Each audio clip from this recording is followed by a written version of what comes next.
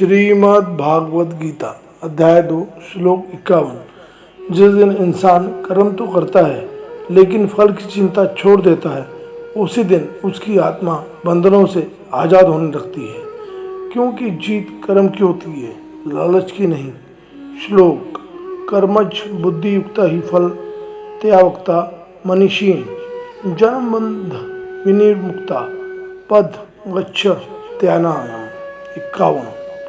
इस श्लोक के एक एक शब्द का अर्थ है कर्मज बुद्धियुक्ता ही फलम, कर्मों से उत्पन्न होने वाला, बुद्धि से जुड़े हुए विवेक वाला निश्चय ही परिणाम फल।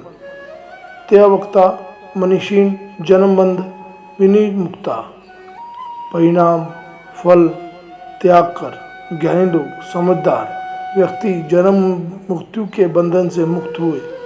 पदम गच्छति अनयम, स्थान अव्यवस्था परम लक्ष्य प्राप्त करते हुए दुख और कष्ट से रहित अवस्था। इस श्लोक का सरल भाव अर्थ है, जो व्यक्ति अपनी बुद्धि से कर्म करता है और कर्म के फल की इच्छा छोड़ देता है, वह महान ज्ञानी कहलाता है।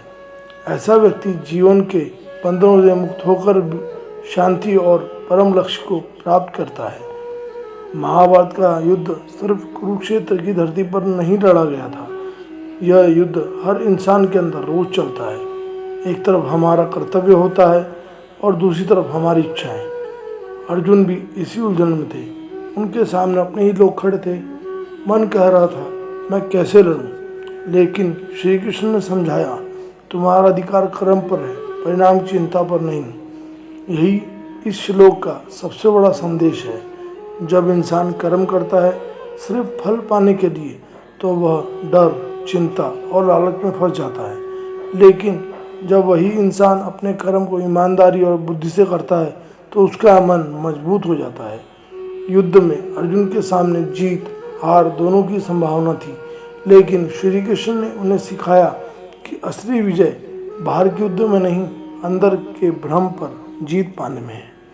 आज भी जीवन में हमें कई कुरुक्षेत्र मिलते हैं, कभी असफलता, कभी रिश्तों का, कभी अपने सपनों का।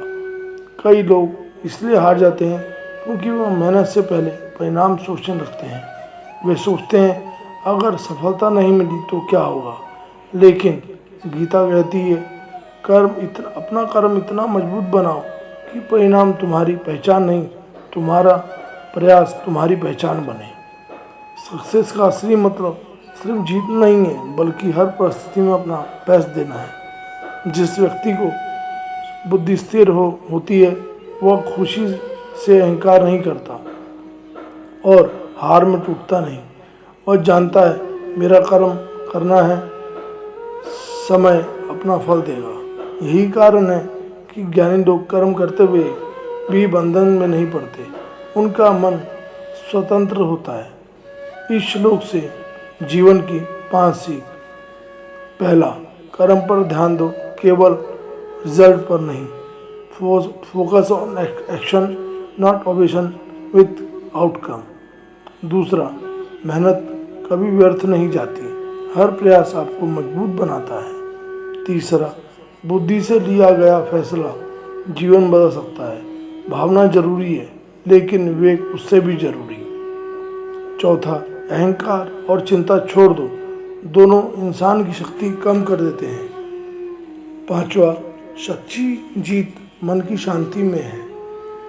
Inner peace in the real piece. कर्म करते रहो, क्योंकि इतिहास उन लोगों को याद रखता है जो उन्होंने अपना धर्म निभाया, ना कि उन लोगों को जो सिर्फ परिणाम का इंतजार करते रहे।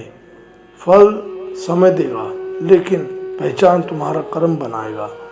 दोस्तों, गीता सिर्फ ग्रंथ नहीं है, यह हमें अपना कर्म करना और फल की चिंता छोड़ना भी सिखाती है।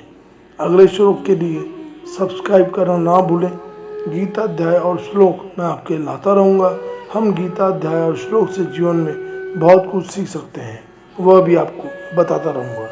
अगर आपको यह वीडियो में कुछ सीखने समझने वाली बात नज़र आती है तो लाइक शेयर करें, कमेंट में लिखें मैं अपना कर्म ईमानदारी से करूँगा, बिना फल की चिंता किए। धन्यवाद। जय श्री कृष्ण। राधे राधे।